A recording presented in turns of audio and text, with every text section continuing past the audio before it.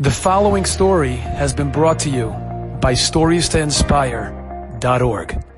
One of the head doctors, I don't want to say his name because I'm going to cause him embarrassment. One of the head doctors in Israel, head surgeons, is a Baal Tshuva. He became a Baal Tshuva because the Steipler, Zecher Tzadik Livracha, was Mekarev him, brought him close to Yiddishkeit. But there's something very special that happened. This guy was an intern. Before his Reds, he was an intern. And he was in internal medicine. And one of the big Israeli hospitals, there was somebody that was terminal. He was in his last days, and he was dying of the nasty big C, that disease that we don't even like to say. We don't like it to come out of our lips. So we call it the big C. In Yiddish, they say Yeda Machla. In Hebrew, they call it the Machla. Nobody likes to say the name of it. So he would make his rounds at night.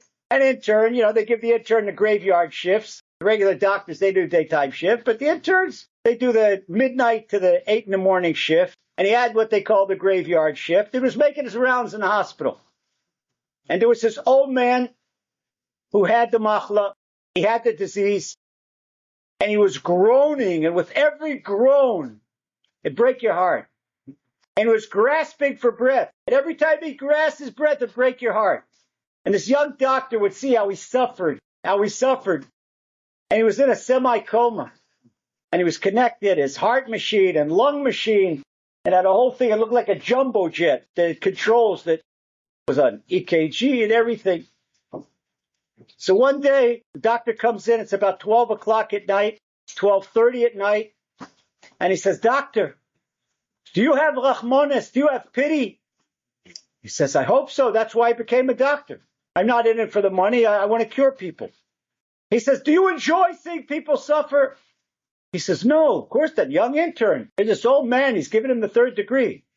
He says, "Well, how can you see me suffer? Don't you hear me grasp for every breath? Don't you see every single second of my life is excruciating pain? How can you see it?" He says, "What do you mean?" He says, "Doctor, hit the button. I don't need these lungs. I don't need this pain. I don't need a heart. My life isn't worth it. Hit the button. Oblachmonis." He talks in Yiddish. Oblachmonis, have pity on me. Doctor says, Chas v'sholem, God forbid. As a secular doctor, but still, he went to medical school to cure people. And here this old man is begging him to kill him. Not to kill him, but to terminate. Okay, that the assisted living, just stop the assisted living. One night, 2 nights, night after night, the same thing. Every time he came in the guy's room, he would wake up and he said, "Doctor, you're cruel. Do something, one favor." It went on for 10 nights in a row.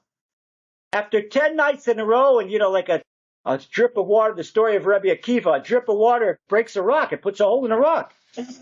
Well, a doctor's heart, flesh and blood. The 10th night, the doctor had tears in his eyes. He couldn't hear it anymore. He says, okay, go to sleep. He gave him morphine so he'd fall asleep. And then he looked around in the hall. No other doctors or nurses in the hall. And he saw this guy struggling to breathe. Now he's out of consciousness and after the morphine. And his chest heaving and wheezing. Terrible, he couldn't even hear it. So he went to the wall and he flipped off the lung machine. Then he flipped the switch of the heart machine. And with tears in his eyes, he walked out of the door. Well, by morning, there was no more. The orderlies took the man down to the refrigerator room. It's finished. Had the levaya, had the funeral. 48 hours. After 72 hours after the funeral. And the doctor goes to bed. He has a dream. And this old man comes to his dream.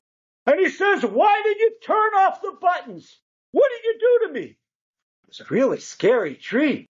And he woke up. And he was nervous. Went to work, couldn't sleep. Now he's 24 hours without sleep. So after 24 hours, another whole graveyard shift, he goes to sleep. And the old man comes again and he's shaking his finger. "What did you do to me, you murderer? You shut the button." He begged it. He begged for it. But he comes into dream. "And you're a murderer, this and that." Really shaky. Now he can't sleep. And the young intern is 48 hours without sleep. 48 hours without sleep. He's already got these big black circles around his eyes. And then, after 40 hours sleep, he tries to sleep again. This time, the guy comes to him in a dream again. And he's shaking his finger and he's threatening, what do you do to me? He says, if I would have been alive for 4 hours more, I would have done my tikkun. For every minute of suffering in this world, it's 1,000 years of onish. In the next world, 1,000 years of excruciating punishment. Every single minute of suffering. It's a soul correction. Because this is the lowest place. And now, I've got no Gan Eden and no Gehenna and no rest, and I'm a kafakilla. And they tell the scribes how these Malachei Kabbalah, these evil angels, they take his neshama and they throw it from one side of the universe to the other side of the spiritual universe, like a spiritual game of ping pong. And the neshama has excruciating pain and no rest. Well, after 72 hours of not sleeping and these bad dreams, this young secular doctor, he thought he was going to lose his mind. Can't continue like this. So he goes to work and he's got really, his face is long and black like he saw a ghost. And lucky in every hospital in Israel, there's got a rabbi in a hospital. And he saw this young doctor, and like he saw a ghost, he says, what's the matter? The doctor broke down crying. He says, what's the matter? He pulled him into the side room and he washed his face.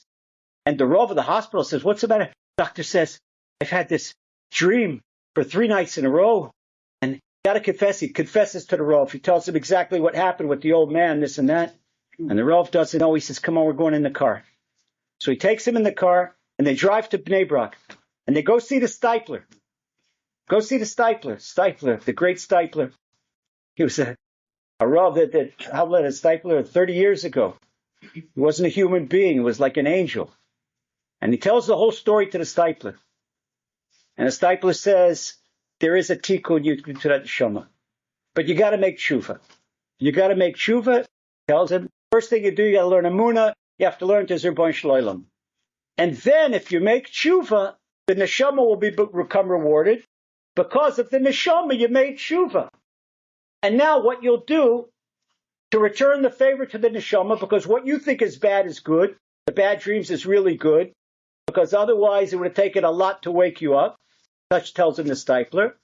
Like a son, you'll say 11 months, you'll say Kaddish for the old man. So he said right away, he accepted Tefillin, he accepted Shabbat. He wasn't married. Said, start learning Kitzur Shulchan Aruch. And he said Kaddish for him. The man never returned to the dream. And this doctor today is a frum doctor. He's head of one of the departments of a big Israeli hospital. And is a big Talmid Chacham. What do we learn from this story? We complain about this life. But what we think is punishment is a reward. A little bit of suffering in this world, it's a tikkun not only for the neshama, but for the entire world. Enjoyed this story? Come again. Bring a friend. StoriesToInspire.org